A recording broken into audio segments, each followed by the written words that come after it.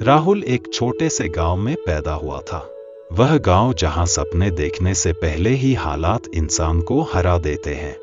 कच्चे रास्ते, टूटा हुआ स्कूल और चारों तरफ फैली हुई गरीबी की कड़वी सच्चाई।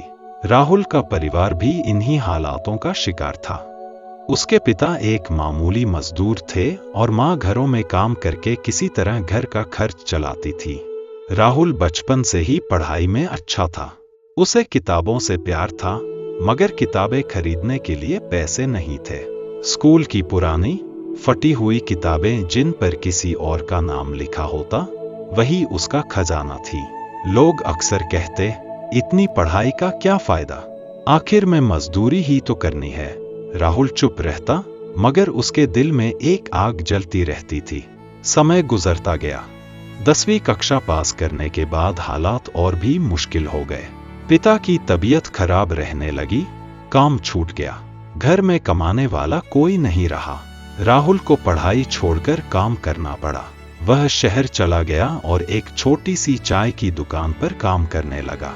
सुबह 4 बजे उठना, बर्तन धोना, ग्राहकों की डांट सुनना और रात को थककर जमीन पर सो जाना, यही उसकी जिंदगी बन गई थी।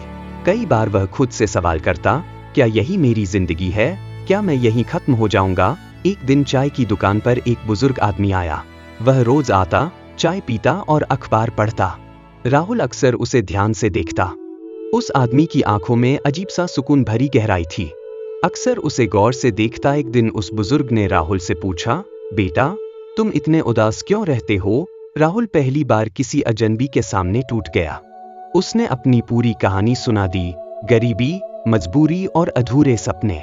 बुजुर्ग मुस्कुराए और बोले, बेटा, हालात हमेशा इंसान के खिलाफ होते हैं, मगर हार मान लेना सबसे बड़ी हार होती है। अगर तुमने आज हार मान ली, तो कल तुम्हें खुद से नफरत हो जाएगी। ये शब्द राहुल के दिल में उतर गए। उस दिन के बाद राहुल ने फैसला कर लिया, कभी हार नहीं मानूंगा। वह दिन में काम करता और रात को पढ़ाई करता, पुराने नोट्स इकट्ठा करता। कई बार थकान से आंखें बंद होने लगती, मगर वह खुद से कहता, थोड़ा और, बस थोड़ा और।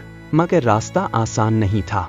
एक रात दुकान के मालिक ने कहा, अगर पढ़ाई करनी है तो काम छोड़ दो, यहाँ दोनों साथ नहीं चल सकते। राहुल के सामने फिर वही सवाल आ खड़ा हुआ, पेट या सपना? उसने भारी दिल के साथ काम छोड़ दिया। अब हालात और बिगड़ गए। कई दिन ऐसे आए जब उसे सिर्फ एक वक्त का खाना मिला। दोस्त मजाक उड़ाते, इतनी मेहनत किस लिए? क्या कोई गारंटी है कि तुम कामयाब हो जाओगे? लेकिन राहुल ने कोई जवाब नहीं दिया। उसने बस अपनी मेहनत जारी रखी। एक दिन उसकी माँ बीमार पड़ गई। अस्पताल के खर्च का सुनकर उसके पैरों तले जमीन निकल गई। उस रात राहुल पहली बार जोर जोर से रोया। उसे लगा कि अब सब कुछ खत्म हो गया है। मगर उसी रात उसे बुजुर्ग आदमी की बात याद आ गई, जब हालात खिलाफ हों, तभी हिम्मत की असली परीक्षा होती है। अगले दिन राहुल ने फिर खड़े होने का फैसला किया। उसने छोटे मोटे काम किए, ट्यूशन पढ़ाया, रात को सिक्योरिटी गार्ड की नौकरी की और साथ साथ पढ़ाई भी नहीं छोड़ी। सालों की मेहनत के बाद वह दिन आया जब राहुल ने एक बड़ा इम्तिहान पास कर लिया। जब नतीजा आया तो उसकी आंखों में आंसू थे। उसने माँ के हाथ में नतीजा थमा दिया। माँ बोली, बेटा, आज तुमने साबित कर दिया कि हालात चाहे जितने भी खिलाफ हों, हिम्मत ही जीतती है। राहुल को एक अच्छी नौकरी मिल गई। पहली तनख्वाह से उसने माँ के लिए दवाइयाँ खरीदी और पिता के लिए नए कपड़े। वही गांव जहाँ लोग कहते थे, कुछ नहीं बनेगा, आज वही लोग कहते थे, देखो मेहनत क्या कर सकती है। मगर राहुल की असली जीत यह नहीं थी।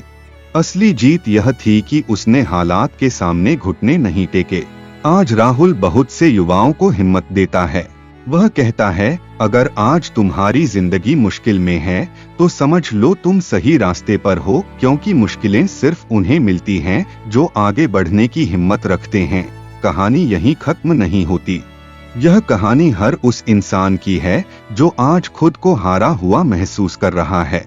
अगर तुम भी सोचते हो कि सब कुछ खत्म हो गया है, तो याद रखो, जब हालात खिलाफ थे तब हिम्मत काम आई, और जिसने हार नहीं मानी वही इतिहास बन गया।